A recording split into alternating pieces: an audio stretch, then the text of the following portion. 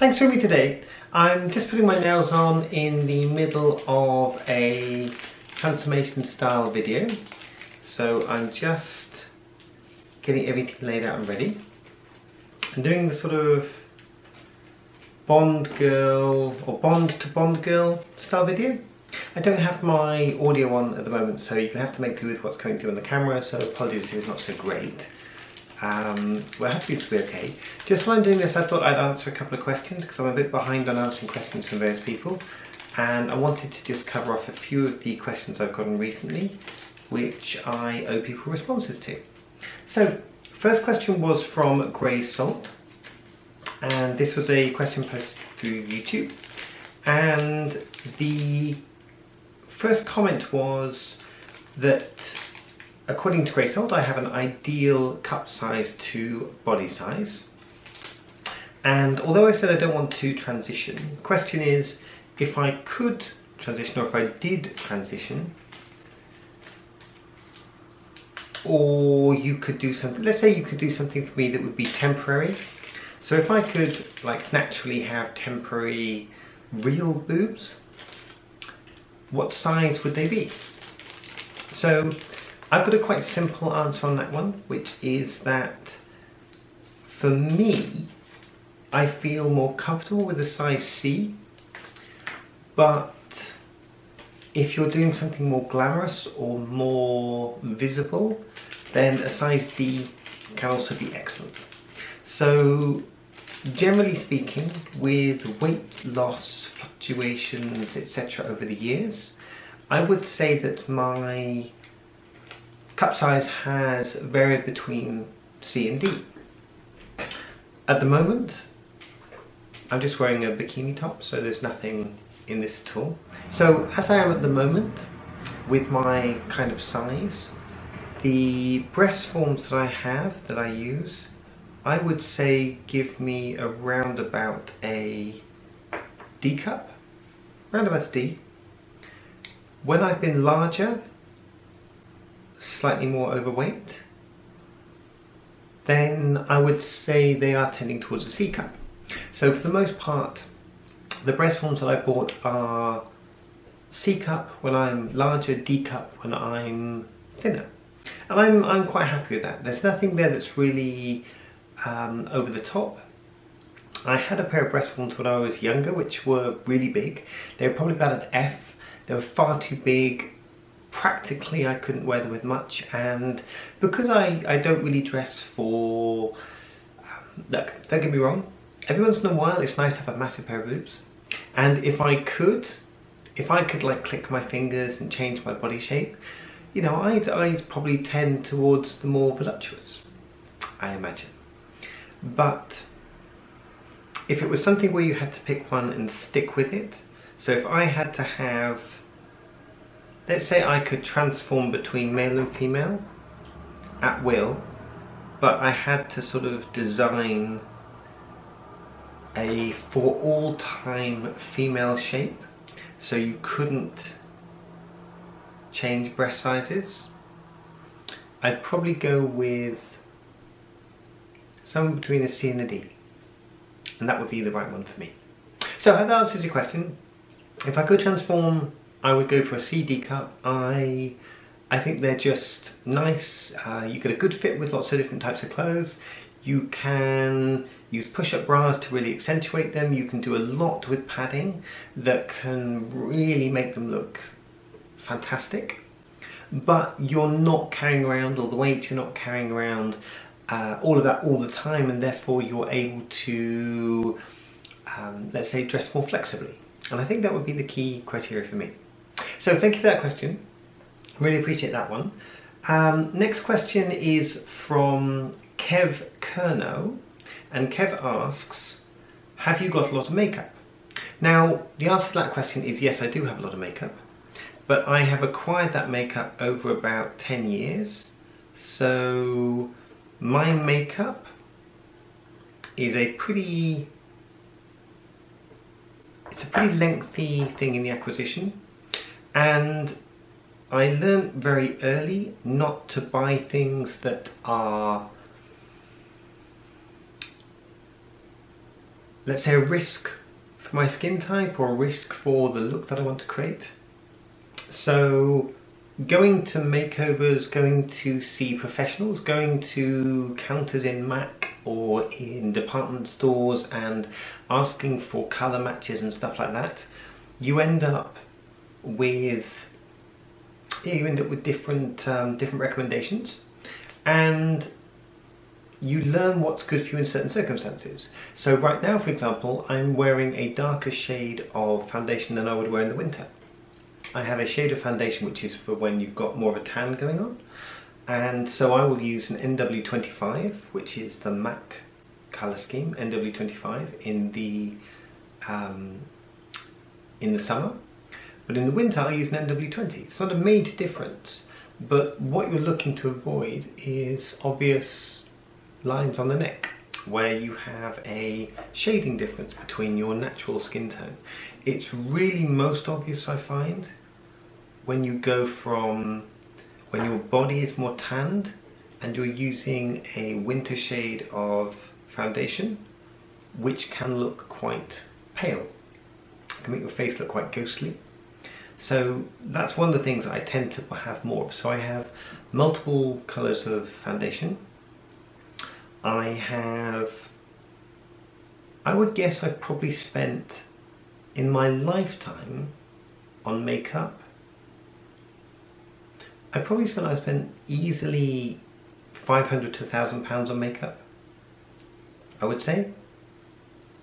Let's say in the last 3 years, I would say I spent about £500, and most of that is on different types of lipstick, lip liners, things where colours and variation can make a big difference, and you want to try out different things, you want to sort of experiment slightly, and you want to be able to add to your collection and add to different looks. And that's really the main area where I think I spend the most.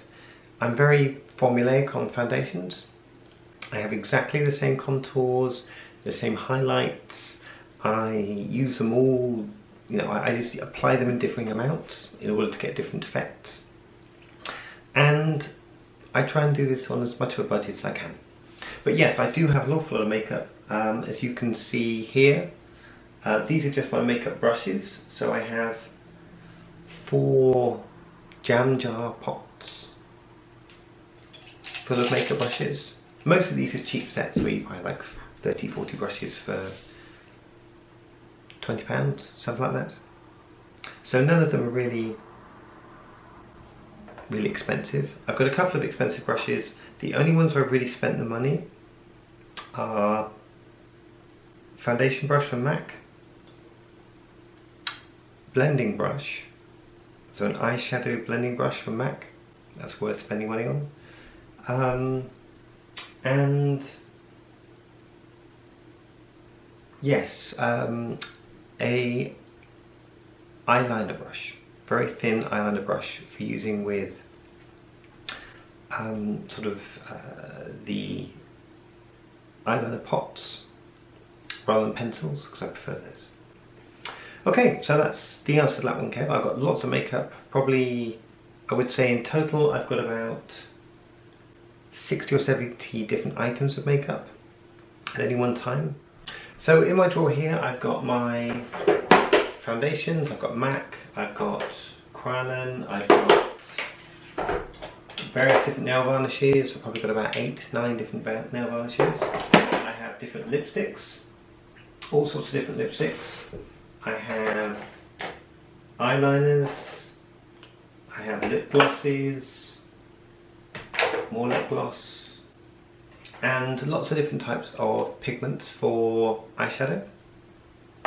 So those are sort of individual bits and pieces I have in here. There's lots more in here as well. But I also have various palettes.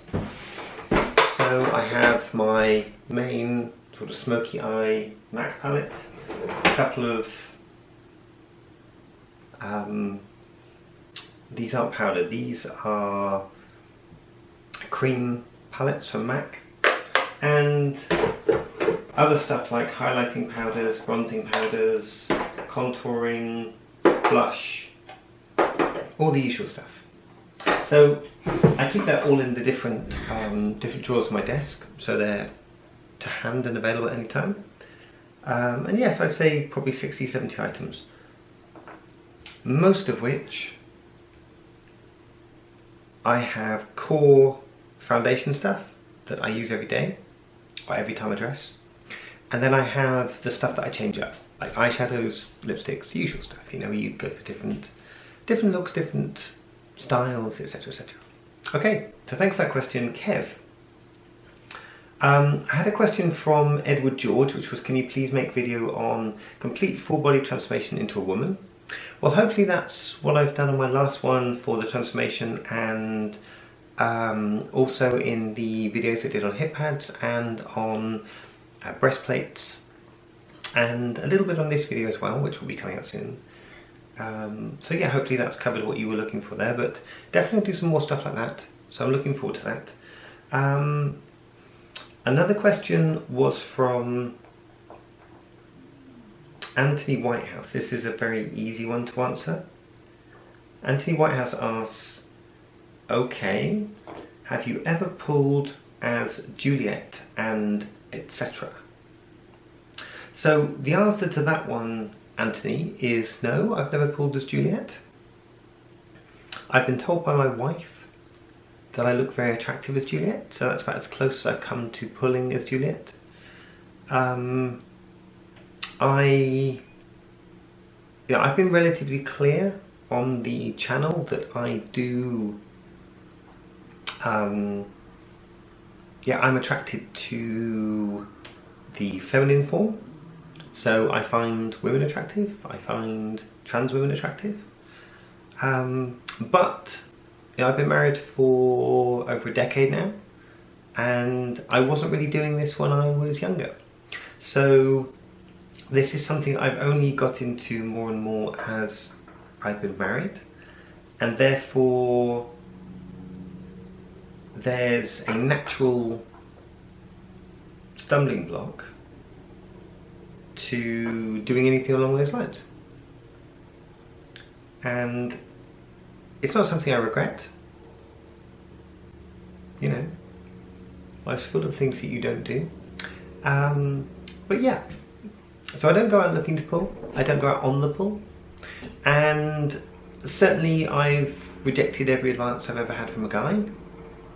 I've had some very lovely advances from trans women, never from real women dressed as Juliette, but from trans women I have. So I don't object to those at all. It's nice to be thought of as being attractive, but at the end of the day I'm married, so that's where that goes. Next question. There's a couple of more detailed ones, but so I'll cover this one from Jake Jansen because this is quite similar to the last question, which is, Jake Jansen wrote, you must have plenty of men asking you out, wanting to be close to you, to want you to be their girlfriend. And the question was, are there certain men that are attractive to you? What happens when you meet that attractive man? So that's a very easy one. I've never met an attractive man to me. I've met men who are objectively handsome, you know, who are, you see people on film and stuff, you know, some people are objectively very handsome, but not attractive. I don't find men attractive. I don't find the male form attractive.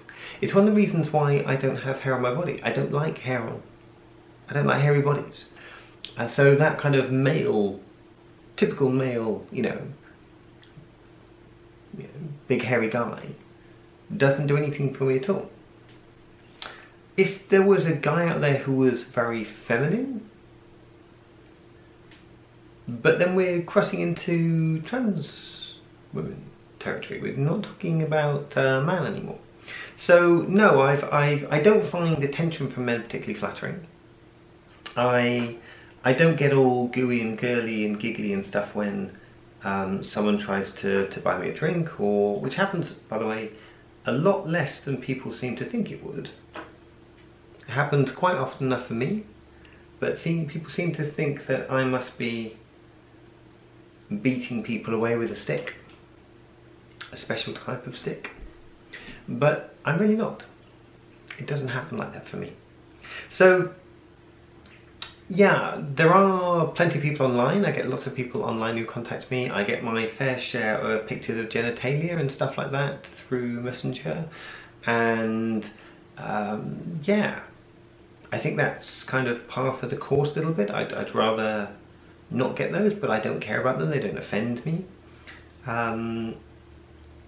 You know, the human anatomy is a fascinating thing. I don't get hung up about, you know, genitalia and things like that. It's not, I'm not delicate about these things. It doesn't bother me in that sense. So that's probably the most common type of attention I get from men. It's relatively crude. It's really quite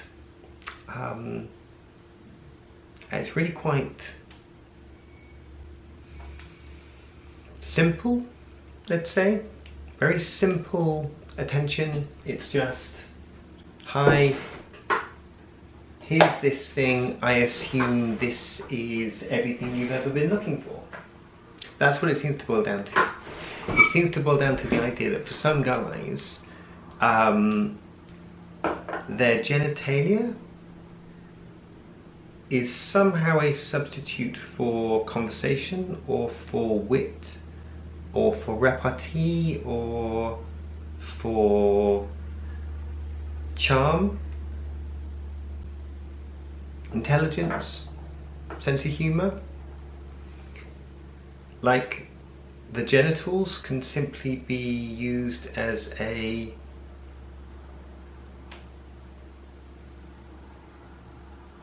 sort of go directly to go thing in Monopoly.